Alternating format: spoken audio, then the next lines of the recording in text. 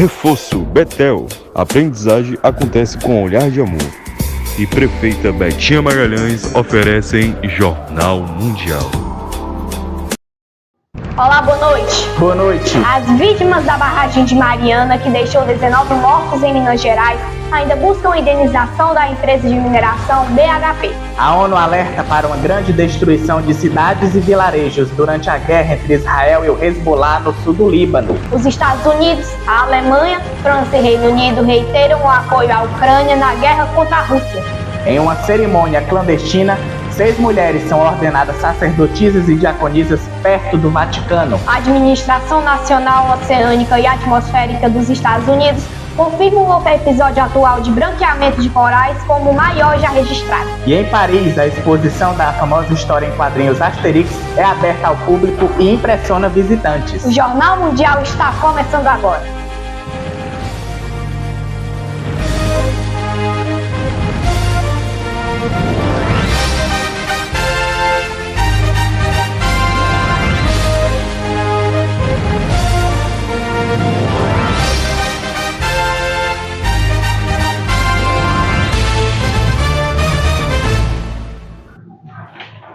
A escalada da guerra de Israel contra o Hezbollah está causando destruições generalizadas de cidades e vilarejos no sul do Líbano.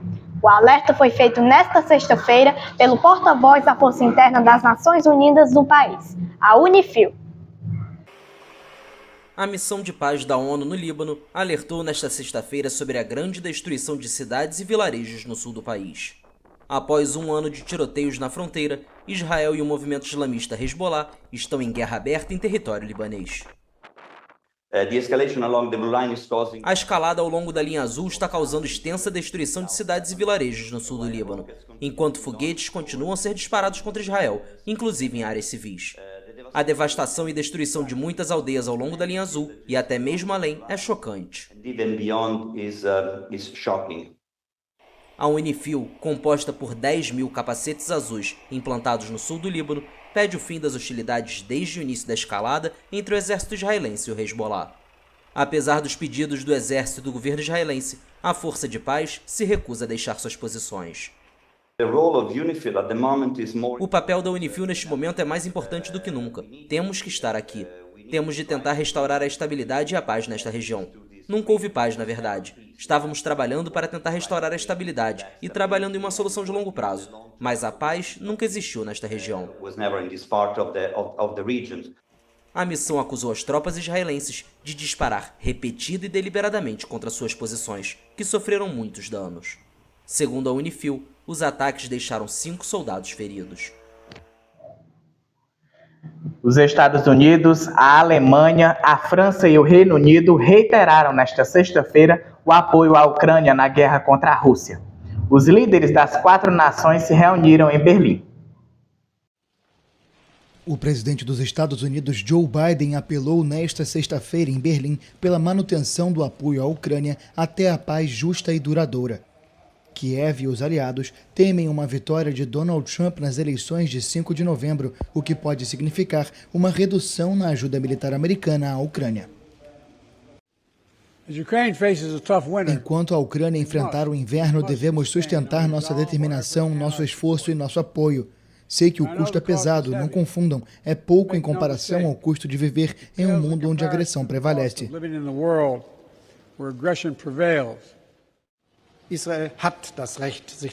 Israel tem o direito de se defender. É importante para mim deixar isso muito claro. Apoiamos Israel e estamos em concordância completa que agora é mais importante que nunca prevenir uma escalada maior das tensões e uma conflagração regional.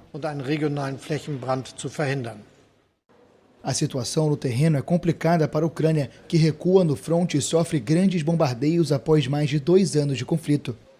A Alemanha, segundo maior fornecedor de armas para a Ucrânia depois dos Estados Unidos, já dividiu a ajuda financeira a Kiev pela metade para 2025. Após o encontro de Biden com Scholz pela manhã, o presidente francês Emmanuel Macron e o primeiro-ministro britânico Keir Starmer se somaram à reunião. Um homem de 26 anos foi preso após provocar um acidente envolvendo 3 carros na noite desta sexta-feira, na rodovia Raposo Tavares, em São Paulo. Segundo a polícia, ele estava bêbado, não possuía CNH e o documento do veículo estava vencido. Uma pessoa morreu e outras 4 ficaram feridas. De acordo com a Secretaria de Segurança Pública, o homem que morreu tinha 23 anos e era passageiro do carro que teria provocado o acidente. Ele chegou a ser socorrido e encaminhado ao hospital em Itapetininga, mas não resistiu. Outras 4 vítimas foram socorridas por equipes do SAMU e também encaminhadas ao hospital. O estado de saúde delas não foi informado. O motorista passou pelo teste do bafômetro, que comprovou a ingestão de álcool. O caso foi registrado como homicídio culposo na direção do veículo, o automotor, na delegacia seccional na cidade, onde ele permaneceu preso.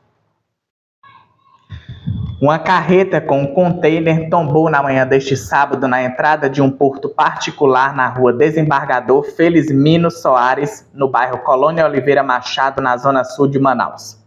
Ainda não se sabe o que ocasionou o acidente. Em setembro, no mesmo local, uma outra carreta carregada com um container tombou e esmagou um carro. O motorista do veículo morreu. Uma empresa de logística de transporte foi acionada para retirar a carreta do local e informou que o container estava carregado de bobinas de plástico. Ao todo, são 25 toneladas do material. O trabalho durou em média 2 horas até que o veículo tivesse sido retirado e o trânsito fosse liberado. Equipes do Instituto Municipal de Mobilidade Urbana estiveram no local para controlar o tráfego de veículos. Veja a seguir, as vítimas da barragem de Mariana, em Minas Gerais, buscam indenização da empresa de mineração BHP. E em Paris, a exposição da famosa história em quadrinhos Asterix.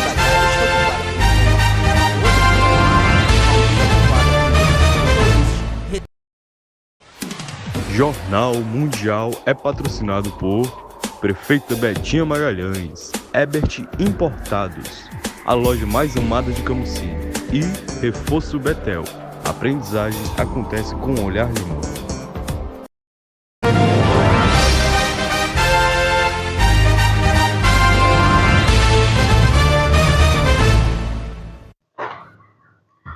Tudo o que resta do bairro de Bento Rodrigues, no município de Mariana, em Minas Gerais, são rejeitos de mineração e lama.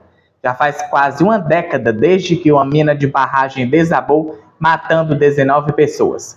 Na próxima segunda-feira, um mega julgamento em Londres levará a empresa BHP, uma das responsáveis pela tragédia, para o banco dos réus, em um processo que se anuncia longo. Algumas fotos e uma peça de roupa são as poucas lembranças materiais que a mãe de Emanuele Vitória conseguiu guardar. A menina de 5 anos estava com o pai e o irmão em casa quando uma enxurrada incontrolável de lama soterrou Bento Rodrigues, distrito de Mariana, em Minas Gerais. Seu corpo foi encontrado dias depois, a quilômetros dali. Ela é uma dos 19 mortos da tragédia. O que eu consegui guardar dela é as coisas que tem dentro de mim. Somente, porque na minha casa sobrou um pedaço de parede e mais nada. E aquela roupinha que eu achei na casa da minha mãe. Não tenho mais nada. A catástrofe aconteceu em 5 de novembro de 2015, com o rompimento da barragem de rejeitos de minério de ferro da companhia Samarco, de copropriedade da brasileira Vale e da australiana BHP.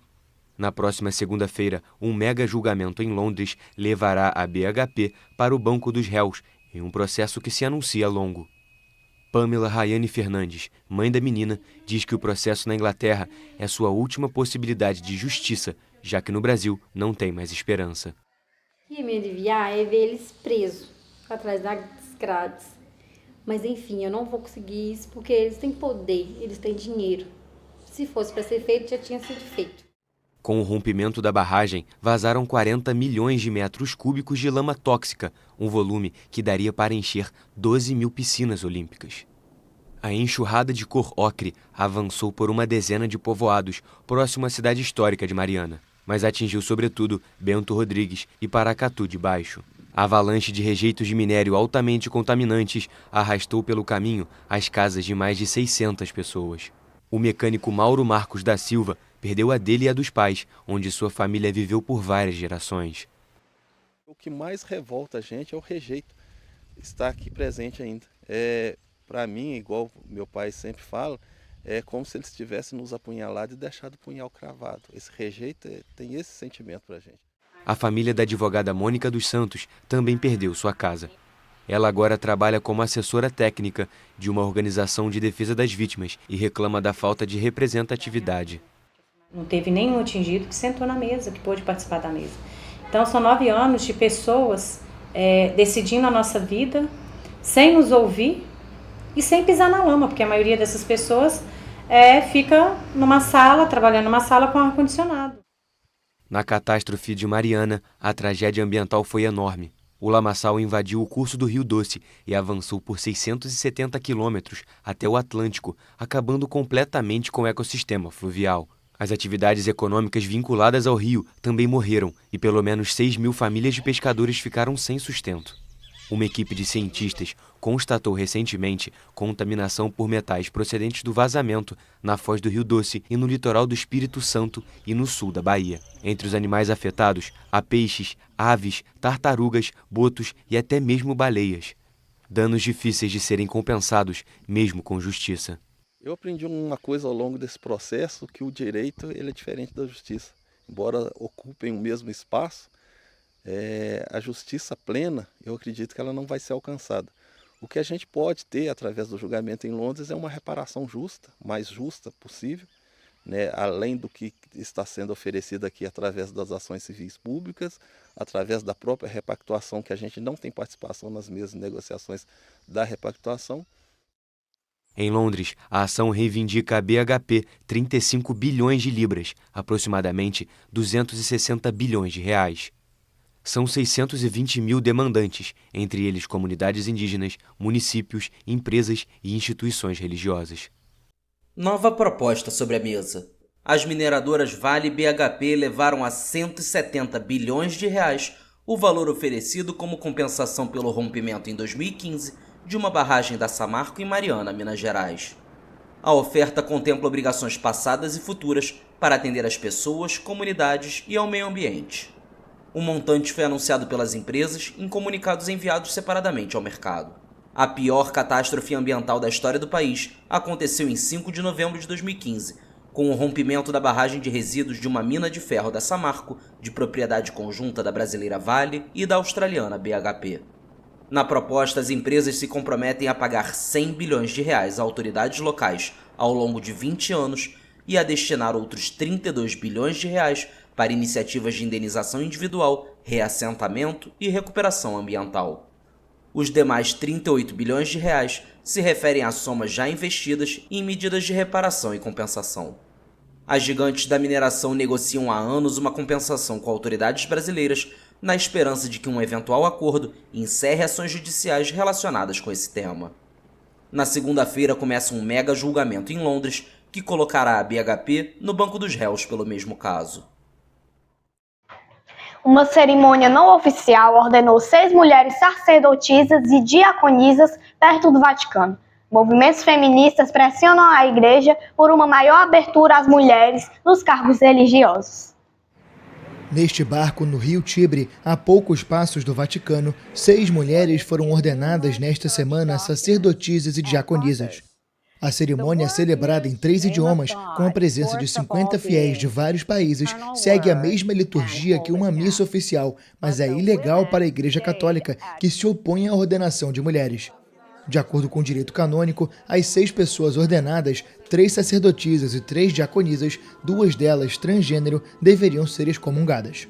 A mim é uma vocação que leva toda a minha vida em meu coração. É uma vocação que levo por toda a minha vida no coração. Agora, com 52 anos, decido fazer não o que me dizem, mas o que me diz Deus. Está ruim? Bom, não sei. Só sigo o que Deus me coloca no coração. Peço perdão aos que são católicos e não entendem ou se sentem decepcionados. Não queremos fazer guerra com ninguém, somente buscar o que Deus quer. Deus nos fez iguais. E não lo entendem, vale? Ou se sentem decepcionados. Não queremos fazer a guerra a nadie, solamente buscar o que Deus quer. Deus nos ha hecho iguales. As associações feministas intensificaram nas últimas semanas as iniciativas para pressionar o Sínodo, que reúne neste mês mais de 300 religiosos e laicos no Vaticano. Uma primeira sessão do Sínodo em outubro de 2023 colocou em pauta a possibilidade de abrir às mulheres o diaconato, mas a ideia foi descartada nos debates desta nova edição, que vai entregar as propostas ao Papa no final deste mês. O próprio pontífice rejeitou a ideia em uma entrevista em maio ao canal de televisão dos Estados Unidos CBS.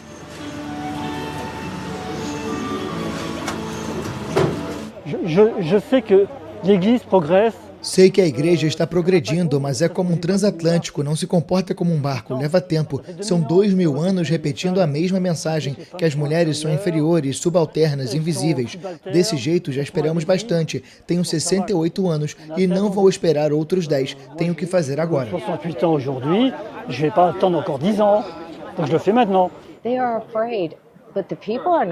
A hierarquia tem medo, mas as pessoas não têm medo e amam as sacerdotisas. Basta olhar para qualquer uma das nossas comunidades no mundo. Estamos em 14 países. A hierarquia tem que sair do barco, confiar em Cristo e caminhar sobre as águas com a gente. Estamos saindo do barco, seguindo Jesus, caminhando sobre a água e confiando que Cristo nos guie. Esse é o Espírito que nos guia. Desde a eleição em 2013, o Papa Francisco nomeou mulheres em cargos de responsabilidade na Santa Sé, mas o pontífice acredita que elas devem ter um papel próprio, fora dos ministérios religiosos. Apesar disso, as mulheres não perdem a esperança de poder cumprir um papel até agora reservado somente aos homens. A Administração Nacional Oceânica e Atmosférica dos Estados Unidos confirmou nesta sexta-feira que o episódio global de branqueamento de corais que começou no ano passado se tornou rapidamente o maior já registrado. O episódio global de branqueamento de corais, que começou no ano passado, se tornou rapidamente o maior já registrado. A situação foi confirmada nesta sexta-feira pela Administração Nacional Oceânica e Atmosférica dos Estados Unidos. Do início de 2023 até 10 de outubro de 2024, aproximadamente 77% da área de arrecifes do mundo experimentaram estresse térmico em níveis de branqueamento. De acordo com o órgão, o fenômeno em curso, o quarto desde 1998, já tinha superado o recorde anterior de 65,7% em metade do tempo e segue aumentando de tamanho. Os corais, invertebrados marinhos formados por animais translúcidos, individuais chamados pólipos, mantêm uma relação simbiótica com as algas, que vivem dentro de seus tecidos e lhe fornecem sua principal fonte de alimento. Quando a água fica quente demais, os corais expulsam as algas e se tornam brancos, um fenômeno denominado de branqueamento que os expõe a doenças e à morte. O último recorde tinha sido registrado durante o terceiro evento de branqueamento global, que durou de 2014 a 2017 e se seguiu a episódios anteriores em 1998 e 2010. Cerca de 850 milhões de pessoas em todo o mundo dependem dos arrecifes de corais para obter alimentos, trabalho e proteger os litorais de tempestades e da erosão. Estes ecossistemas são um refúgio para a vida oceânica e mais de um quarto das espécies marinhas o consideram seu lar. A exposição Asterix, a viagem imersiva, está aberta ao público no Atelier des Lumières, em Paris. A apresentação coloca os visitantes dentro de cenários recriados da famosa história em quadrinhos. Estamos no ano 50 a.C. Toda a Gália está ocupada pelos romanos. Toda? Não. Uma aldeia povoada por irredutíveis gauleses resiste ainda e sempre ao invasor. O aniversário de 65 anos do álbum de aventuras Asterix ganhou uma exposição imersiva na Lutécia, ou melhor, Paris, como passou a ser chamada após a queda do Império Romano. O Atelier des Lumières abre as portas para os fãs do herói gaulês, seu amigo distribuidor de menires Obelix, o cãozinho Ideiafix, o druida Panoramix e de outros personagens se sentirem dentro do mundo criado pelo roteirista René Goscinny e pelo cartunista Albert Uderzo. C'est vraiment une plongée dans l'univers de mon père et d'Albert Uderzo. Este é um verdadeiro mergulho no mundo do meu pai e Albert Uderzo, um mergulho nos desenhos de Albert e nos balões de fala do meu pai. Acho isso emocionante, esta é outra maneira de entender seu trabalho. E não é um desenho animado, nem um filme de animação, nem um livro. É algo completamente diferente, completamente novo e muito inspirador. C'est pas un livre, c'est tout à fait autre chose, tout à fait nouveau et très enthousiasmant. O que torna o design desta exposição especial é trabalhar com a matéria-prima dos quadrinhos e adaptá-la a esse novo meio híbrido. Porque não é cinema, não é um filme de animação. É uma mistura de imagens estáticas e em movimento.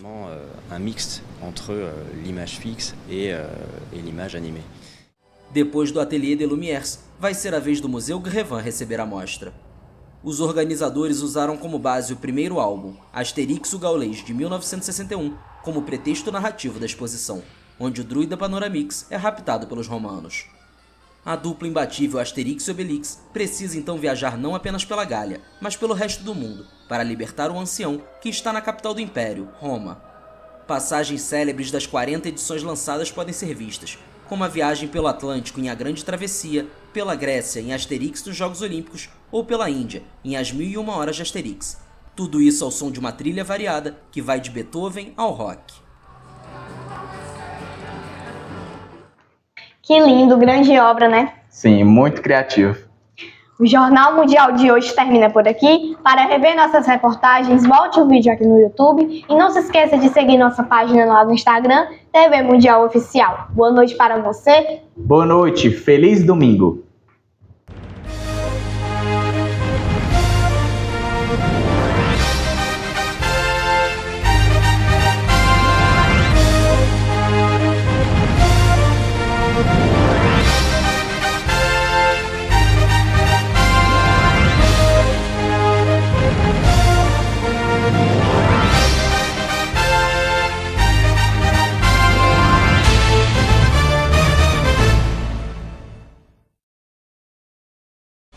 Jornal Mundial. Oferecimento Ebert Importados, a loja mais amada de Camusim. Reforço Betel. A aprendizagem acontece com olhar de amor. É a nossa querida prefeita Betinha Magalhães.